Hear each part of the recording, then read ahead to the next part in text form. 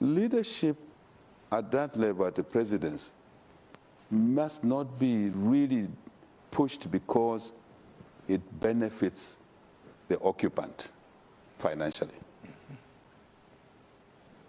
When we drive it that way, people want to stay there forever. So I think we need to create alternatives for leaders in Africa. Indeed. Clear alternatives that when they leave office, they'll still lead a decent life. And that brings me to the issue of, despite the past, for us, how we were treated, we are determined that the colleagues that have exit don't have to fear that they'll be put through what they put us through. That's very important, so that they know that they'll be safe, they know that the rule of law applies to them as well, that they'll be protected, but yet the fight against corruption will continue, because it will be run professionally by oversight institutions, and we will not use a political hand for vengeance, for vindictiveness, for retribution, but more to recover assets that belong to the people of Zambia, because they are the owners. Yeah. Give to Caesar what is Caesar's. Indeed. But without abusing human rights, without threatening people to be put where they shouldn't be. So I think a safety valve, I've been observing this issue. Yes. A safety valve is very important for colleagues to know that they can exit office and still have a normal, decent life. And I think sometimes, I know countries like yours have provided platforms to ease in leaders that leave office. I think we must. My fond memories of Zambia. When I visited there as a child, I just showed you a photograph of myself at 5 years old, posing in front of the Parliament building there. And so I warmly welcome you to the White House. Indeed. Thank you. Well, thank you very much, Vice President. And I must start also by congratulating you. It's a bit late, but we did it at the right time. You and the President for winning your elections here in a, I think, decisive way. And we're following in your footsteps.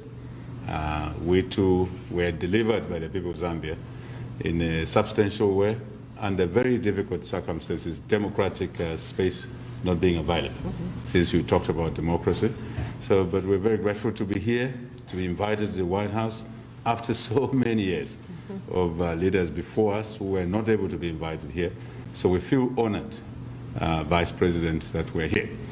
And I think you touched on the most important issues, the important issues to do with valuing democracy, the rule of law, institutionalism, if I may use that expression, for us to be able to run our countries in a manner that would deliver what we may call democracy dividends. That's right. Delivering accelerated economic growth, development to offer opportunities to our people. I think, Vice President, that's what will sustain democracy. That's what will make democracy attractive. If we don't do that, we'll probably be giving space to other forms of leadership. And the one we fear most, or we don't agree most, is one which is autocratic, one which is heavy-handed. We were almost getting there in Zambia. So we're very delighted that the people of Zambia, especially the young people, decided to give us this mandate. And we intend to use this mandate very carefully, diligently, to deliver for them. Of course, the issue of climate change is very important. I'm sure you may have noticed that for the first time in the history of our country, we've set up a Ministry of Green Economy and Environment to deal specifically with issues relating to the greenhouse gases, so we can say, to make sure that whatever we do to grow our economies, to provide for our people, we should not do it at the expense of future generations. It's very important to us. And I think it's also clear to us that we have alignment in our values. What we believe is right, what we think is right for other people. That's very important to us. And we share that vision. We're glad to be here. Thank you very much. Welcome.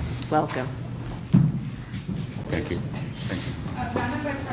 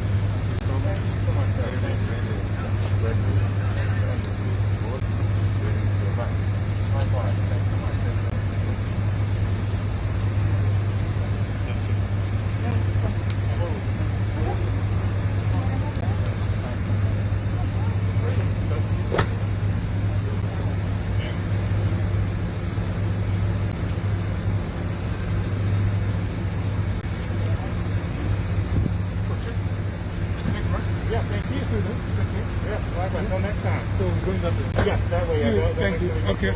You're going. I'm good. All right, thank you.